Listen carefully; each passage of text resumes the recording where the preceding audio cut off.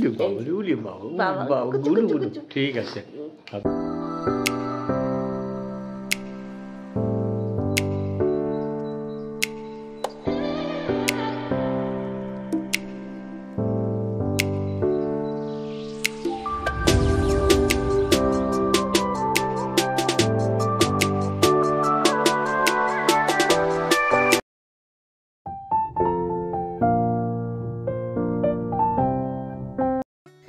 সুপ্রভাত বন্ধুরা, তোমরা সবাই কেমন আছো? আশা করছি খুব ভালো আছো। আমরাও খুব ভালো আছি প্রত্যেকবারের মতো।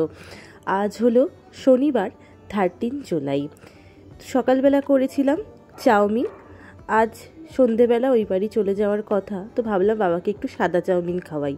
তো সকালবেলা আমাকে বললো যে অল্প করে আমাকে একটু দিবি, বেশি খিদে নেই। তো এতটা টেস্ট হয়েছিল, দেখলাম সেকেন্ড টাইম নিজেই নিয়ে খেলো। তো জিজ্ঞেস করছি কেন খেলে, বললো জিভ বললো আবার আর একবার দাও। এরকমই মজার ছেলে কথা বলে আমার বাপি। তা ঘড়ির কাঁটা দেখো 9:45। আর শঙ্করিদি সকালবেলা কি রান্না করে গেছে দেখো, আলু পটল পোস্ত। দেখে তো মনে হচ্ছে খুব সুন্দর হয়েছে, তবে হলুদটা একটু বেশি দিয়েছে। আর এখানে থানকুনি পাতা বাটা করেছে। থানকুনি পাতা বাটা খাওয়া তো খুব ভালো জানোই। আর আমি একটু মাছ করব। তো এই সসটা কমে এসেছিলো, তো বাবাকে বললাম এটা একটুখানি এনো, তবে ছোট দেখে এনো। তো আমার খাবারটাও মানে রেডি করে নিয়েছি। আর দেখো লোভ লাগছে তো তোমাদের, আমি বেশি সস দিইনি, কারণ সসটা একটু কম খাওয়াই ভালো। শুধু একটু কালারের জন্য সয়া সস আর একটু চিলি সস দিয়েছি। আর এটাতে আলু, গাজর, ক্যাপসিকাম আর একটু টমেটো দিলেও ভালো হতো, তো দিতে ভুলে গেছিলাম। আর সসের মধ্যে ওই যে বললাম সয়া সস আর টমেটো সস। আর এখানে দেখো মেয়ে চলে যাবে, তার জন্য মেয়ের পছন্দের মৌরলা মাছ নিয়ে এসেছে। আগের দিন তোমাদের দেখালাম, তো সেটা ভাবছি একটুখানি লবণ হলুদ মাখিয়ে রাখবো, তারপরে ভেজে নেব। আসলে বাপি বলেছে যে তুই একটু ভেজে ওই বাড়িতে নিয়ে যাস। আর এখানে সকালবেলা এনে দিয়েছিল একটুখানি সর্ষে পাউডার, সেটা একটুখানি নুন আর জল দিয়ে একটুখানি মিশিয়ে রেখেছি, যাতে তেতো ভাবটা না আসে। আর 2 পিস ইলিশ মাছ আছে, সেটা করে নেব আজকে লাস্ট ইলিশ। এটা তো ছোটো ইলিশ ছিল, বেশি পিস হয়নি। আর ওই যে সর্ষে বাটাটা দিয়ে তো শুধু ইলিশ মাছটা করবো না, একটু বেশি থেকে যাবে, তাই ভাবছি পার্শে মাছটাও করে দেবো। তো এটা একটু রান্না করে দিই। আর এই দেখো তোমাদের সাথে কথা বলতে বলতে আমার কিন্তু ইলিশ মাছ করা হয়ে গেছে। আর তেলটা কিন্তু অবশ্যই তুলে রেখেছি, কারণ গরম ভাত দিয়ে এই মাছের তেল খেতে দারুণ লাগে, ইলিশ মাছের তেল। তো চলো ব্যাগটাও গুছিয়ে নিই। ওইদিকে রান্নাবান্না তো আমার কমপ্লিট। আর একটা জিনিস দেখাই, এই যে ধূপকাঠিটা দেখছো, এটা নিয়ে যাচ্ছি ওই বাড়িতে। কেন বলো তো, এই বাড়িতে বাবা এটা ইউজ করছে, তো এত সুন্দর গন্ধ, বাপিকে একটু আবদার করেছিলাম যে আমার জন্য একটু এনে দিতে। আর এই দুটো জামা মনে আছে তো, সেই আমি সুদীপকে জন্য নিয়েছিলাম, বানাতে দিয়েছিলাম। তো রেডি হয়ে গেছে, এটা আজকে নিয়ে যাব। পিওর কটনের, ওর স্কুলের জন্য লাগে। ও তো হাফাতা শার্ট পরতেই বেশি পছন্দ করে। তো কোন কালারটা তোমাদের বেশি পছন্দ হলো অবশ্যই জানিও। আমার কিন্তু সবুজ কালারটা বেশি পছন্দ হয়েছে। আর জানো তো, সেই সাফারি কেলেঙ্কারি হয়েছিল, তোমাদের কি বলেছি? মনে হয় বলিনি। তো চলো শেয়ার করি কি হয়েছে। জানো তো, বাপির জন্য যেটা দিয়েছিলাম সেটা সুদীপের জন্য করে দিয়েছে, আর সুদীপের জন্য যেটা দিয়েছিলাম সেটা বাপির জন্য করে দিয়েছে, মানে পুরো উল্টো। তো এবার বাপির জন্য যেটা করেছে সেটা আবার বাপির পছন্দ হয়ে গেছে। বাপি বলছে ওটা আমাকে অতটা মানাবে না, এটাই মানাবে। তো তো এইটা আবার লাস্টে আবার চেঞ্জ করে এটাই করা হলো। তো চেনা পরিচিত দোকান বলে করে দিয়েছে, আর ওনাদের নিজেদের ভুল ছিল বলে। তো মাছটা ভেজে নিয়েছি, এবার ঠান্ডা করে বক্সে ভরে ব্যাগে চালান করব। বাপি বাপি বাপি বাপি, তুমি কি কষ্ট পাচ্ছ নাকি? তুমি চলে যাবে, এটা দেখো তো কি মৌরলা মাছ ভাজা। মা দিতে মনে আছে ছোটবেলায় আমাকে, এটাতে আমার নানি। ভাল লাগছে মৌরলা মাছ ভাজা খেতে, গরম গরম বেশ ভালো লাগে। কিন্তু তো অলরেডি তো দুটো মুখে চলে গেছে, আবার দুটো নিয়ে নিলাম। Good evening. আর ব্যাকগ্রাউন্ড দেখে ভাবছো তো যে আমি তো সকালবেলা বললাম যে আমি তো ওই বাড়ি চলে যাচ্ছি, তাহলে কি হলো ব্যাপারটা। আসলে তোমাদের তখন ওই জামাটা দেখাচ্ছিলাম না, তারপর থেকে শরীরটা হঠাৎ করে এত খারাপ হয়ে গেল, মানে ঠান্ডা মারাত্মক লেগে গেল। আর হাঁচির পর হাঁচি হচ্ছে, খুব শরীর খারাপ লাগছে। আর মাথা ব্যথা যন্ত্রণা করছে, মানে টেম্পারেচার চলে আসবে এরকম। তো আমি বললাম যে বাবাকে তো বললাম, বাবা বললো এইভাবে তো শরীর খারাপ নিয়ে তো যাওয়া যাবে না, রাস্তায় কোথায় কী হয়ে যেতে পারে, একা যাচ্ছি তার মধ্যে, কারণ আমার ভীষণ মাথাটাও ঘোরাচ্ছিল। তো এখন একটু ঘুম দিয়ে উঠে এখন একটু ভালো লাগছে, আগের থেকে পুরোপুরি ঠিক না হলেও আগের থেকে ভালো লাগছে। আমার না এই ওয়েদারটাতে, এই ঠান্ডা গরমের ওয়েদারটাতে না ভীষণ ঠান্ডা লেগে যাওয়ার একটা টেন্ডেন্সি আছে। তো সকাল থেকে বাবার একটু মনটা খারাপও ছিল যে মেয়েটা আজকে চলে যাবে। তো সন্ধ্যেবেলা আবার দুজনে মিলে চা খাবো, তার জন্য চা বসিয়েছি। আর দেখো মানে শরীর খারাপ থাকলে চোখ মুখের অবস্থা তো কেমন একটা হয়ে যায়, তাই একটুখানি একটু দেখো সিঁদুরটা দিয়ে একটু টিপ পড়লাম, একটু যাতে চেঞ্জ লাগে মুখটা। আর সকাল থেকে তো ক্যামেরার সামনেই আমি আসিনি। তো চলো বাপি কি করছে দেখি। দেখো পায়ের ওপর পা তুলে একেবারে এইখানে বসবে না, ওখানেই বসবে, ওটা পছন্দের সিট। হ্যাঁ, আজকে মেয়ে যায়নি, ওই জন্য খুব আনন্দ। দেখো দেখো দেখো মুখটা দেখো, এই যে টিভি দেখছে, খেলা দেখছে। আর বাপি আজকে কচু শাকটা কেমন খেলে? কালকে করেছিলাম। হ্যাঁ, ইলিশ মাছের মাথা দিয়ে দারুণ হয়েছে। আচ্ছা, কি জোরে বলো। হ্যাঁ হ্যাঁ, কালকে তো ইলিশ মাছের মাথা দিয়ে একটু দাঁড়াও, ফ্যানটা চালিয়ে দিবা, তুমি গরম লাগবে। তোমাদের সাথে আর শেয়ার করিনি কালকে, গতকালকে মানে বাপি একটু কলকাতায় গেছিল দরকারি, তো কালকে একটুখানি করেছিলাম, ইলিশ মাছের মাথা দিয়ে কচু শাক মানে করেছিলাম। ওই বাড়িতে আবার কেউ ইলিশ মাছের মাথা দিয়ে কচু শাক খায় না, বলে গন্ধ লাগে হতে পারে। এবার তার জন্য কী করবো, আমার তো প্রচণ্ড প্রিয় খাবার, খেতেও ইচ্ছা করতো। তো ভাবলাম যে এখানে এসেই করবো, আর আমার বাবারও খুব, মানে এই বাড়ির বাবারও খুব পছন্দ। তো কালকে করেছিলাম, সত্যি ব্যাপক হয়েছিল, একদম সব কিছু ঠিকঠাক ছিল। আর ওই বাড়িতে তো তোমাদের সাথে শেয়ার করেছিলাম একদিনকে ছোলা দিয়ে যে কচু শাক করেছিলাম। আর বাবা না এদিকে ছোলাটা খেতে পারে না, দাঁতের মানে প্রবলেম আছে, তো ওই জন্য ছোলাটা খেতে পারে না। তো ইলিশ মাছের মাথা দিয়ে করেছিলাম। আমার দিদিও মানে পিসির মেয়েও কচু শাক খেতে খুব ভালোবাসে, কিন্তু ও আবার কি বলতো, ও মানে কোনো মাথা খেতে পারে না, গন্ধ সহ্য করতে পারে না এখন, তার জন্য ওকে একদিন ইচ্ছা আছে নিরামিষ করে খাওয়াবো, দেখি কবে হয় আবার।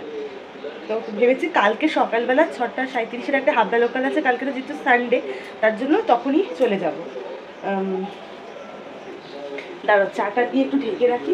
আর এইখানে এই দেখো, এইটার মধ্যে রয়েছে হচ্ছে ওই দার্জিলিং গেছিলাম হানিমুনে আগের বছর, তো দার্জিলিং থেকে না সুন্দর চা পাতা কিনেছিলাম, জানো তো, দুই বাড়ির জন্যই। ওই বাড়ির জন্য নেওয়া হয়েছিল, এই বাড়ির জন্য নেওয়া হয়েছে, আবার কাউকে কাউকে গিফটও করেছি। তো এই চা পাতাটা আবার বেশি ফোটালে তো হবে না, কারণ লিকার চা পাতা। তো এটা একটুখানি জলটা ফুটে উঠলেই অল্প একটু দিয়ে ঢাকা চাপা দিয়ে দিয়েছি। আর দেখো কি দিয়ে ঢাকা দিয়েছি, ওইটার ঠিকঠাক মাপে না ঢাকা দেওয়ার জিনিসও নেই। তো বাবারটাতে একটু চিনি দিলাম, কারণ বাবা একটু চিনি খায়, একদম পারে না। আর আমি তো চিনি খাওয়া ছেড়েই দিয়েছি, জানোই। 6:37 একটা আছে, কি বলে, হাবড়া লোকাল আছে। ঠিক আছে, কথা বলতে বলতে আমার হাঁচি শুরু হয়, আর আমার একবার হাঁচি শুরু হলে না করতেই চায়। তো তা ওটা ধরবো, আর রোববার বলে কালকে ফাঁকাই থাকবে। তারপর ওখান থেকে আবার সোনারপুর লোকাল আছে, দেখলে আবার ঠান্ডা লেগে গেল। তো ওখান থেকে চলে যাবো, কারণ কালকে আবার আগামীকাল আমাদের ওই মামার বাড়িতে যেতে হবে সবাই মিলে। ওই রিয়ার বাবা মা, মানে তরুণ মামা আর সুচেতা মামির অ্যানিভার্সারি আছে।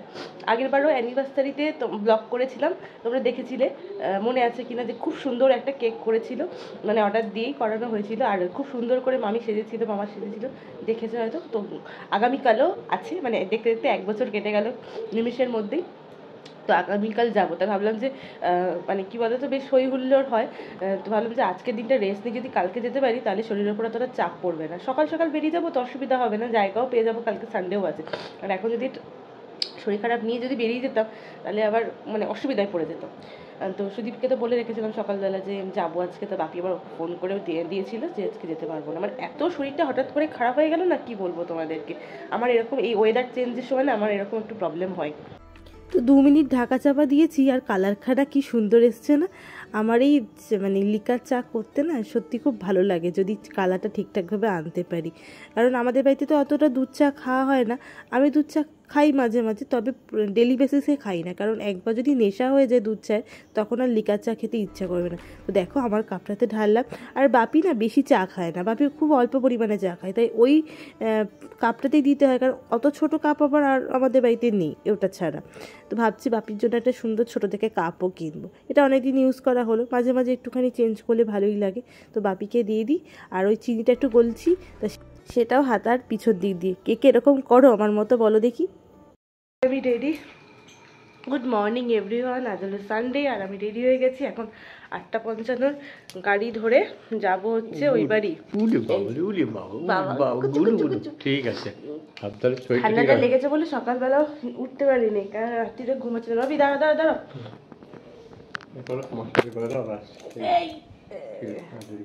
দেখি দেখি। তুমি ঘেমে গেছো গো, ভালো গরম আছে। আমাকে প্রণাম করিনি। ওরা 1600 টাকা করে বাঁধিয়েছে ঠাকুমার ফটো সবাই। যাই হোক বেরোই। আর এই হচ্ছে ব্যাগ। বাইরে গরম আছে তো, রোদ আছে তো, আমি ছাতাটা বের করে নিলাম তো। আর এই যে আর একটা ব্যাগ বাপি নিচ্ছে। রাত্রিবেলা আজকে অনুষ্ঠান আছে, বলছিলাম দুপুরবেলা, শুধু বলুন না রাত্রিবেলা অনুষ্ঠান আছে।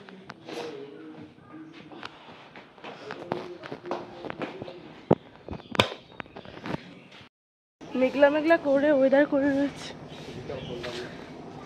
টুপি আর পরতে হবে না। আমাদের রাস্তাটা হচ্ছে, দেখো রোলার ফোলার দিয়েছে রাস্তা। হ্যাঁ ভালো আছো? হ্যাঁ হ্যাঁ ব্লগে দেখাচ্ছি, জামাইকে কেন দেখা দেবো। কেমন আছো? যাই হোক রাস্তাটা হচ্ছে, এবার প্লেন হয়ে গেলে সুবিধা।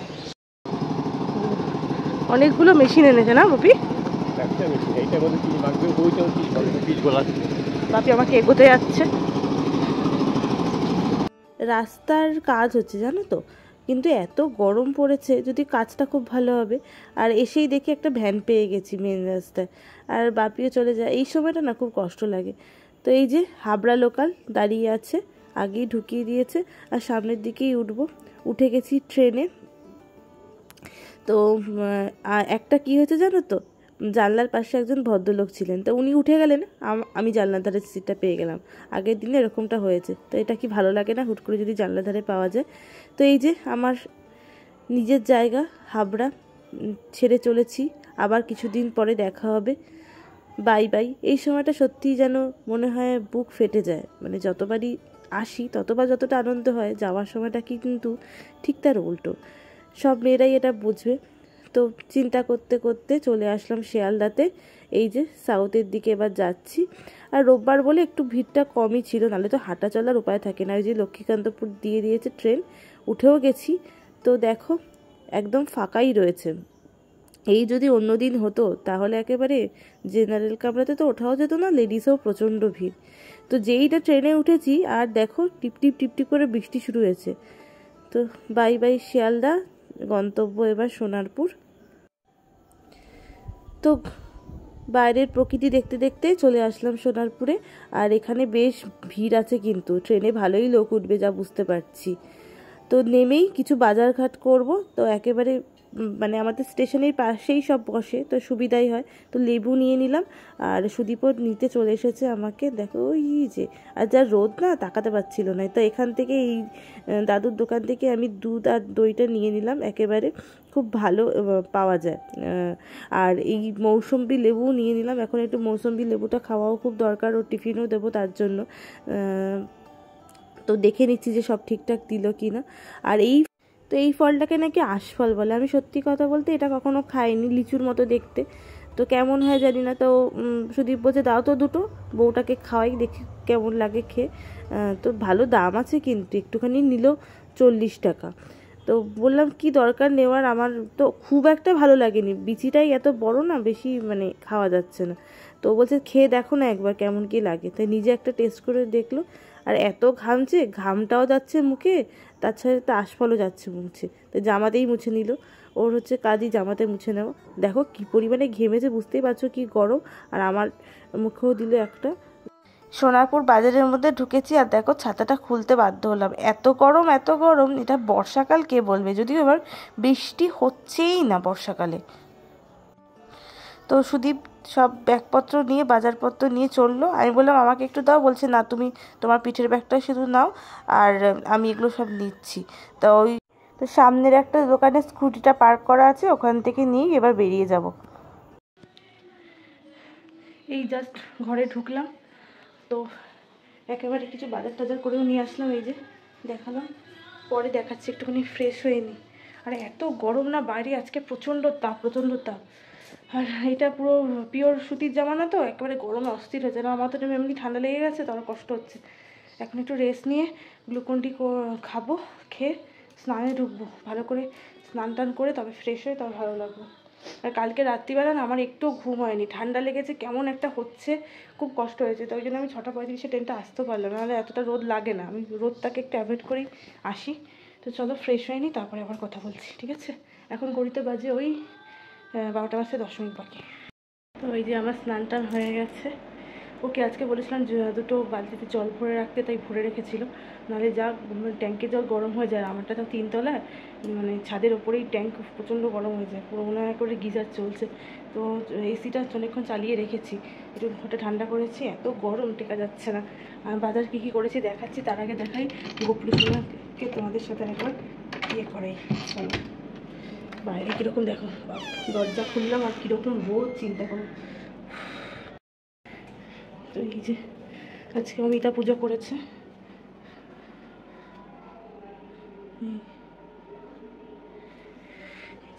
গোবলু তুমি কেমন আছো গোবলু?